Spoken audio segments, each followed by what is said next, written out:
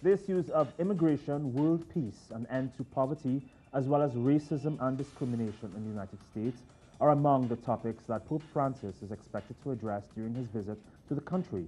Our correspondent in Washington, Bianca Perez, has those details. The Vatican flag decorated the streets of Washington, D.C. as the city awaited the arrival of Pope Francis. Although His Holiness will begin his official agenda on Wednesday morning, peaceful protests took place asking the pontiff to speak out for an end to war, poverty, and the climate crisis, among other social issues.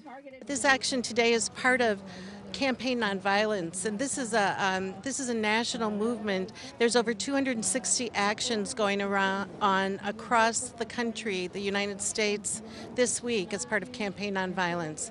So we're here to connect the dots between war, poverty, climate crisis, police violence, and try to create a culture of peace and nonviolence.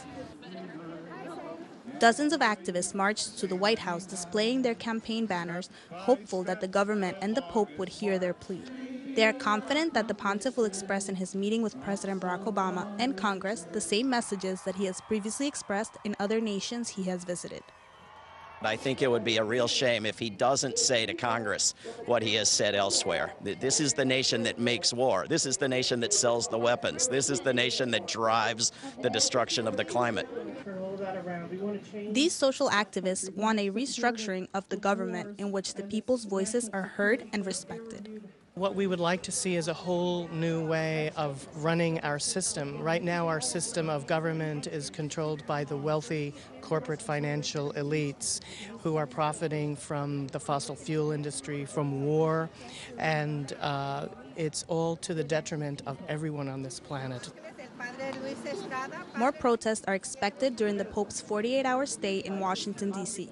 They will be asking the pontiff to deliver their messages to the different members of the U.S. government. Bianca Perez, Telesur, Washington, D.C.